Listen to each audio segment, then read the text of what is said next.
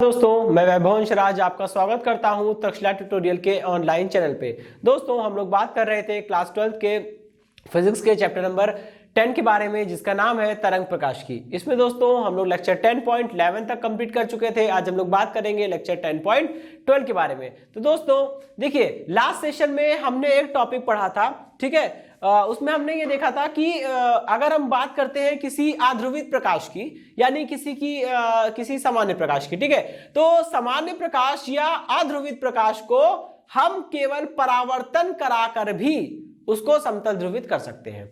और यह बात सबसे पहले किसने बताई थी? ब्रूस्टर नाम के एक साइंटिस्ट ने बताई थी, ठीक है। और इस चीज को, इस पूरी घटना को हम लोग ब्रूस्टर नियम के अंतर्गत भी पढ़ते हैं, ठीक है। तो देखिए, अब यहां पे जैसे हमने कल बताया था कि ब्रूस्टर ने ये कहा कि अगर किसी अध्रुवित प्रकाश को यानी सामान्य प्रकाश को किसी पारदर्शी माध्यम के अंतरापृष्ठ पर किसी एक विशेष आपतन कोण पर, ठीक है, जिसे ध्रुवण कोण बोलते हैं, किसी एक विशेष आपतन कोण पर आपतित कराया जाए, तब उस पृष्ठ से परावर्तित प्रकाश जो होगा वो पूरी तरह से कैसा होगा? समतल ध्रुवित होगा, ठीक है। ये बात समझ में आ गई? ओके, तो आज हमारा इसी पे क्वेश्चन है, ठीक है।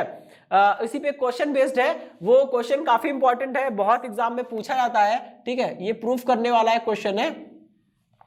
देखिए दोस्तों, ये आएगा तो 3 मार्क्स में आएगा, ठीक है। अब यहां पे देखिए क्वेश्चन क्या है कि जब कोई प्रकाश सिद्ध कीजिए कि जब कोई प्रकाश किसी पारदर्शी माध्यम के अंतरापृष्ठ पर ध्रुवण कोण पर आपतित होता है, तब परावर्तित एवं अपवर्तित प्रकाश परस्पर लंबवत होते हैं। यहां पे दोस्तों मैंने एक डायग्राम बनाया हुआ है, ठीक है, आपको दिख रहा होगा। ये दो माध्यम को पृथक करने वाला एक अंतरापृष्ठ है, ठीक है। ये अंतरापृष्ठ दो माध्यमों को पृथक कर रहा है। ऊपर वाला माध्यम को हमने माध्यम 1 बोला है, ठीक है, और नीचे वाले माध्यम को हमने माध्यम 2 बोला है। हमने अपनी सुविधा के लिए ऐसा मान लिया है कि दोस्तों पहला माध्यम हमारा वायु है और दूसरा माध्यम कुछ भी ले लीजिए, जैसे मैंने यहाँ पे कांच लिया है, ठीक है। तो दोस्तों अब इतना तो समझ में आ ही गया आपको। चैप्टर नंबर 9 में आपको ये बताया गया था कि वायु का अपवर्तनांक सबसे कम होता है, ठीक है। और बाकी अलग अलग माध्यमों की अगर हम बात करते हैं तो सभी माध्यमों का जो अपवर्तनांक होता है वो वायु से तो ज्यादा ही होता है। तो वायु के सापेक्ष या वायु की तुलना में सारे माध्यम कैसे हो जाएंगे? सघन माध्यम हो जाएंगे, ठीक है। मैंने यहाँ पे कांच ले लिया है। माध्यम 1 वायु हो गया, इसका अपवर्तनांक N1 हो गया। माध्यम 2 कांच हो गया, इसका अपवर्तनांक N2 हो गया, ठीक है। जब प्रकाश जो है वो अंतरापृष्ठ पर पहले माध्यम से आपतित होगा, पहले माध्यम में प्रकाश गिर रहा है, अंतरापृष्ठ पर गिरेगा, ठीक है, और किसी एक विशेष आपतन कोण, ठीक है, किसी एक विशेष आपतन कोण जो कि ध्रुवण कोण होता है उस पर गिरेगा। जब प्रकाश ध्रुवण कोण पर आपतित होगा तो आपको पता है दोस्तों, परावर्तन का नियम तो हर जगह लगेगा। जहां जहां परावर्तन होगा हर जगह परावर्तन का नियम लगेगा, ठीक है। तो होता क्या है दोस्तों, देखिए, अंतरापृष्ठ पर जितना प्रकाश गिरता है, ठीक है, उसका 95%, ठीक है, जितना भी प्रकाश अंतरापृष्ठ पर गिरेगा उसका 95% जो होता है वो क्या होगा?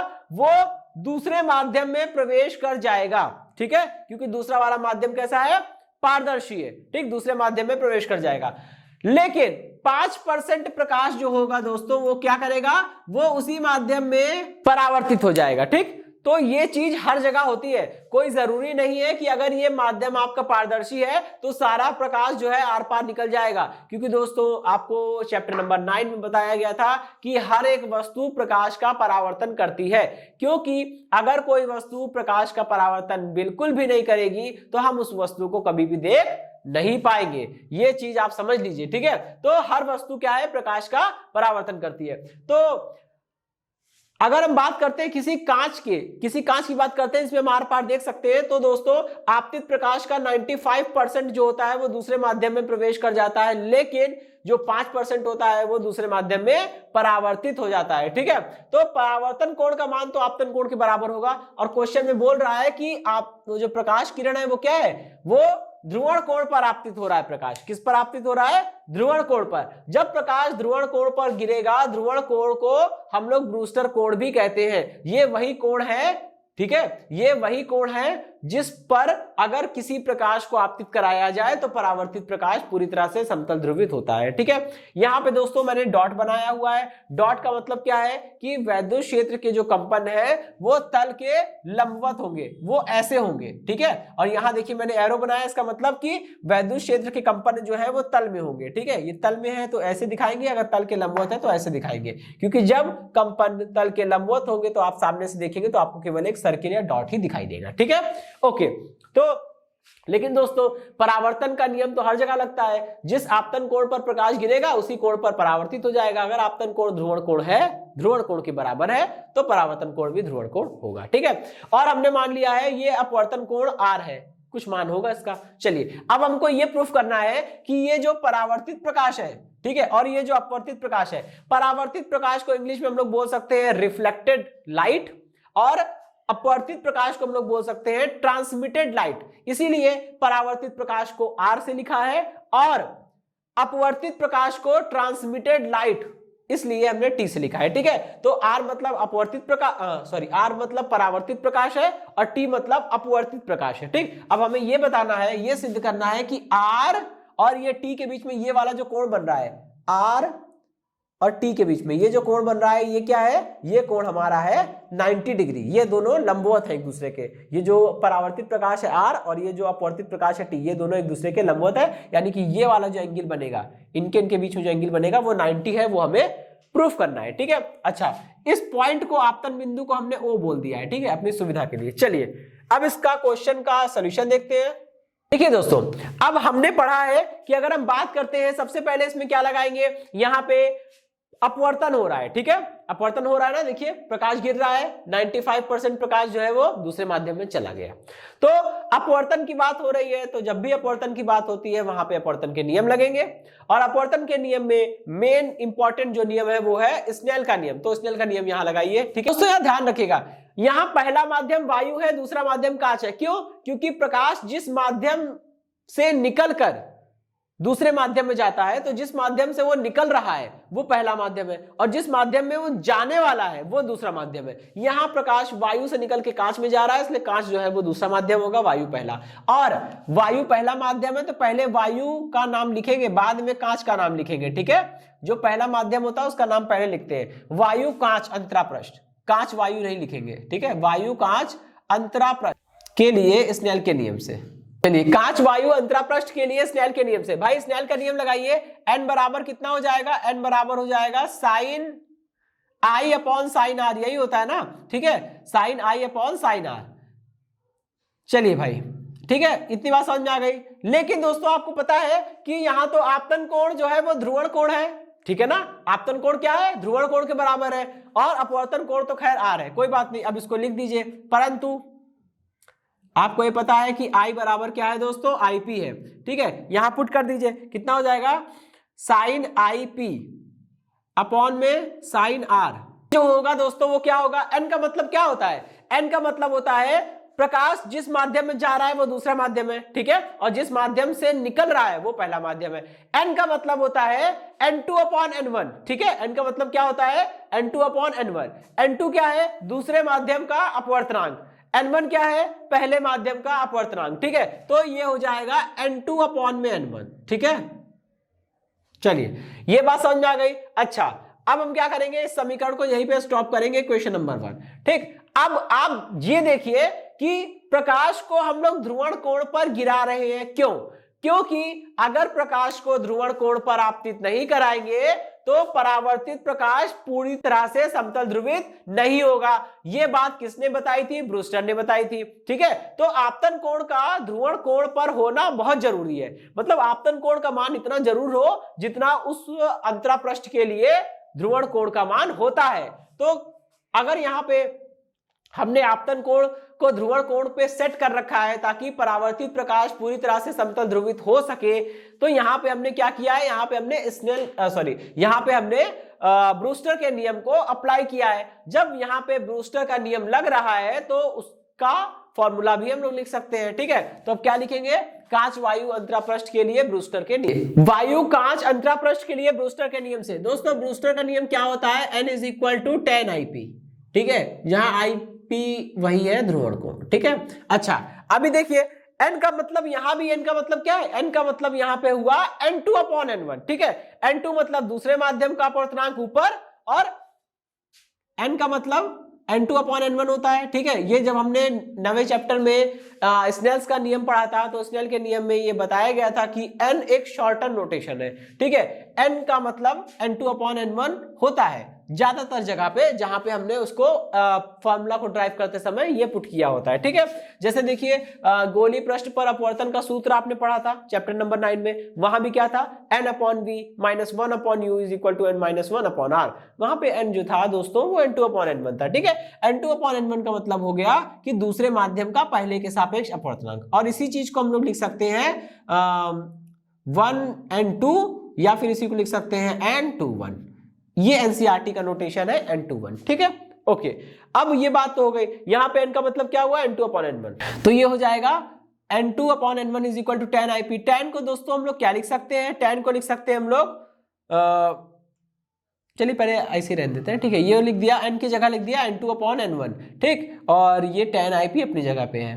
इक्वेशन नंबर 2, ऐसा क्यों किया, क्योंकि दोस्तों n बराबर कितना है n2 अपॉन में n1 ये होता है, ठीक है। चलिए अभी इक्वेशन 1 को देखिए, इक्वेशन 2 को देखिए। समीकरण 1 जो है वो n2 अपॉन n1 का मान दे रही है और समीकरण 2 भी n2 अपॉन n1 का मान दे रही है। जब दोनों समीकरण जो है वो n2 अपॉन n1 का मान दे रही है तो आप इनको बराबर भी कर सकते हैं, कर दीजिए बराबर। कितना हो जाएगा ये हो जाएगा साइन IP अपॉन में साइन R, ठीक है। साइन IP अपॉन में sine R is equal to ये हो जाएगा 10 IP, ठीक। चलिए भाई अब देखिए 10 IP को हम लोग उसको ओपन कर सकते हैं, क्या लिख सकते हैं, ये हो गया पहले तो साइन IP अपॉन में साइन R, ठीक है, इज इक्वल टू भाई 10 बराबर क्या होता है साइन अपॉन कॉस, तो ये हो जाएगा साइन IP अपॉन में कॉस IP, ठीक है। अभी देखिए साइन IP से साइन IP कट जाएगा पूरा, ठीक है। क्या बचेगा, ये बचेगा sine R, 1 upon sine R is equal to 1 upon cos IP, दोनों पलट जाएंगे और कितना हो जाएगा sine R is equal to cos IP। अब देखिए यहां पे आपको करना क्या है, अब एक तरफ साइन लिखा है एक तरफ कॉस लिखा है, ठीक है। इक्वल के एक साइड पे साइन है दूसरे साइड पे कॉस है। अब आपके पास चॉइस है इसको बराबर करके एंगल्स को बराबर करना है, और ये तभी पॉसिबल है जब इक्वल साइन के दोनों तरफ बराबर की चीजें हो। अब यहां पे तो साइन है लेकिन वहां पे कॉस है, ये क्या है, अब ऐसे काम नहीं चलेगा, या तो आप इसको भी कॉस करिए या तो आप इसको भी साइन करिए। इसके लिए बहुत अच्छा तरीका है, हमने पढ़ा है दोस्तों कि sine 90 minus theta is equal to cos theta होता है, ठीक है। ये तो आपने भी पढ़ा होगा, ठीक है। तो मैं कॉस थीटा को इस तरह से लिख सकता हूं कि ये साइन R को ऐसे रहने दीजिए, कॉस थीटा को लिख सकता हूं साइन, और ये हो गया हमारा 90 माइनस का IP, ठीक है, क्योंकि ये फॉर्मूला होता है, ठीक है। Sine 90 minus theta cos theta होता है, तो साइन 90 माइनस IP कितना हो जाएगा कॉस IP, और यही चीज लौट के आ जाएगी, तो दिक्कत क्या है। अब दोनों की तुलना कर लीजिए तो कितना आएगा दोस्तों, R is equal to 90 minus का IP, ठीक है।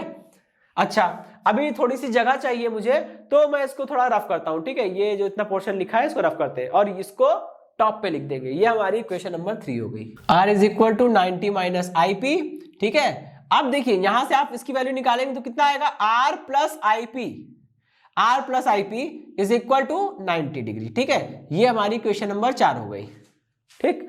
अच्छा अभी देखिए अब हम लोग क्या करेंगे, आपको प्रूफ करना है कि ROT ये जो एंगल है ये 90 है, सॉरी हाँ ये 90 है, ठीक है। तो उसके लिए क्या क्या करेंगे हम लोग, देखिए आप दोस्तों जरा इसको देखिए, ये एक जो अभिलंब है वो NON डैश है, ये अभिलंब है, अंतरा पृष्ठ के आपतन बिंदु O पर एक लंब खींचा है वही अभिलंब है, क्योंकि अंतरा पृष्ठ के आपतन बिंदु पर एक लंब खींचिए वही अभिलंब कहलाता है, ठीक है। तो यहाँ पे जो अभिलंब है वो NON है, और अभिलंब दोस्तों एक सीधी रेखा होगी, नो डाउट, ठीक है।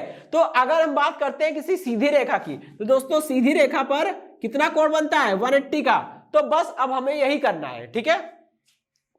और दोस्तों NON का एंगल हम लोग कैसे लिख सकते हैं, NON को लिख सकते हैं एंगल NOR, ठीक है, NOR plus angle ROT, angle ROT हो गया, plus TON dash, TON dash, ठीक है, इज इक्वल टू कितना है दोस्तों, ये 180 की लाइन होगी, बिल्कुल स्ट्रेट लाइन है तो एंगल 180 होगा, ये पूरा 180 हो गया।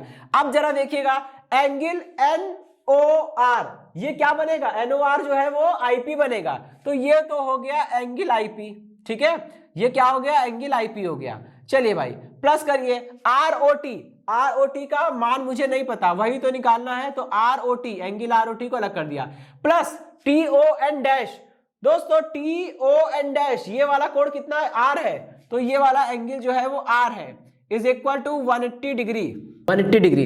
अब यहां से एंगल ROT की वैल्यू निकालिए, कितना आएगा, angle ROT is equal to 180 minus में angle IP plus angle R, ठीक है। और आपको इक्वेशन नंबर 4 को देखिए, angle R plus angle IP 90 के बराबर है, तो आप इसकी वैल्यू यहां पे पुट कर सकते हैं, ठीक है। देखिए क्या आएगा, 180 माइनस 90, ठीक है, यहां पे हम लोग लिख देंगे कि समीकरण 4 से आया है ये, ठीक है, समीकरण 4 से कि R प्लस IP मतलब angle R plus angle IP जो है वो भैया 90 के बराबर है, ठीक है। और जब बराबर है तो हम लोग क्या कर सकते हैं, IP प्लस R की जगह पे 90 रख दिया, क्या दिक्कत है, 180 में से 90 गया, ठीक है, डिग्री है, तो कितना आएगा, ROT जो आएगा वो 90 डिग्री आएगा। अब देखिए ये जो निकल कर आया है ये कुछ बता रहा है, क्या बता रहा है कि ROT एंगल जो है वो 90 का है। ROT बन कहां रहा है, देखिए ROT एंगल जो है वो परावर्तित प्रकाश और अपवर्तित प्रकाश के बीच में एंगल बन रहा है, और अगर मान लीजिए परावर्तित प्रकाश और अपवर्तित प्रकाश के बीच का जो एंगल है वो 90 है, इसका मतलब क्या हुआ कि ये दोनों एक दूसरे के लंबवत है। यहां पे हमको वही चीज समझनी है, परावर्तित प्रकाश और अपवर्तित प्रकाश के बीच का ये जो एंगल है ये पूरा 90 आया, इसका मतलब दोनों लंबवत है, और आपको यही प्रूफ करना था, ठीक है, आपको लंबवत प्रूफ करना था, जो कि यहाँ पे समाप्त हुआ, ठीक है दोस्तों। अब हम लोग बढ़ेंगे अपने अगले टॉपिक की ओर। हमारा अगला टॉपिक है प्रकीर्णन द्वारा प्रकाश का ध्रुवण, ठीक है। अब दोस्तों हम लोग जो चैप्टर नंबर 10 में हमने व्यतिकरण विवर्तन के बाद जो ध्रुवण पढ़ा है, तो दोस्तों ध्रुवण में यही होता है, ठीक है। अभी हमने ध्रुवण की घटना क्या होती है, कैसे होती है, समतल ध्रुवित प्रकाश क्या होता है, ये पढ़ा था, ठीक है। और अब हम लोग क्या पढ़ रहे हैं, समतल ध्रुवित प्रकाश को कितने अलग अलग तरीकों से प्राप्त किया जा सकता है, हम इसके बारे में बात कर रहे हैं, ठीक है, ओके। अब देखिए समतल ध्रुवित प्रकाश को प्रकीर्णन द्वारा भी प्राप्त किया जा सकता है, कैसे, चलिए देखिए होता क्या है, आपको पता है कि प्रकीर्णन कब होता है। प्रकीर्णन दोस्तों तभी होगा, मतलब प्रकाश का प्रकीर्णन तभी होगा जब प्रकाश किसी ऐसे माध्यम में गति करेगा जिसके कणों का आकार, ठीक है, जिसके कणों का आकार जो है, चलिए ठीक है, प्रकीर्णन दोस्तों तभी होगा जब प्रकाश किसी ऐसे माध्यम में गति करेगा जिस माध्यम के कणों का आकार प्रकाश की तरंगदैर्ध्य की कोटि का होगा, ठीक है, मतलब प्रकाश की तरंगदैर्ध्य जितनी छोटी होती है उतना छोटा अगर किसी माध्यम का कण होगा, तब उस माध्यम में जब प्रकाश गति करेगा, ठीक है, संचरित होगा, तब माध्यम के वो कण प्रकाश को अवशोषित करके अत्यंत अल्प समय के बाद पुनः विकृत करके सभी संभव दिशाओं में विकृत करेंगे, यानी कि प्रकाश को वो फैला देंगे, और इसी घटना को बोलते हैं प्रकाश का प्रकीर्णन। प्रकाश का प्रकीर्णन हम लोग पहले पढ़ चुके हैं, 9वीं क्लास में, 9वें चैप्टर में पढ़ा था, ठीक है। तो वहां पे हमने प्रकीर्णन क्या होता है ये चीज जानी थी, ठीक है, यहां भी वही हो रहा है। तो एक अपने इंडिया के एक साइंटिस्ट थे, उन्होंने बताया, उनका नाम था रमन, सीवी रमन, ठीक है। तो डॉक्टर सीवी रमन ने बताया था कि अगर प्रकाश को हम आपतित कराते हैं, ठीक है, और किसी ऐसे माध्यम पे आपतित करा रहे हैं जिस माध्यम में उसका प्रकीर्णन हो सकता है, तो जब प्रकाश प्रकीर्णित होगा, ठीक है, तो आपतित प्रकाश के लंबवत दिशा में जो भी प्रकाश प्रकीर्णित होगा वो पूरी तरह से समतल ध्रुवित होगा, ठीक है। ये बात किसने बताई थी, ये बात बताई थी आपको डॉक्टर सीवी रमन ने, ठीक है। तो उनके मुताबिक ये था कि जब प्रकाश को किसी ऐसे माध्यम पर आपतित कराया जाता है जो माध्यम प्रकाश का प्रकीर्णन कर सके, तब आपतित प्रकाश की लंबवत दिशा में प्राप्त प्रकाश सदैव कैसा होता है, समतल ध्रुवित होता है। और प्रकाश की यह घटना क्या कहलाती है, प्रकीर्णन द्वारा प्रकाश का ध्रुवण। ठीक है दोस्तों, ओके दोस्तों, तो ये था आज का अपना सेशन। इस सेशन से जुड़े नोट्स प्राप्त करने के लिए डिस्क्रिप्शन में दिए गए लिंक पर जाके क्लिक कीजिए। ओके दोस्तों, आज के सेशन में इतना ही, मिलता हूं नेक्स्ट सेशन में, धन्यवाद।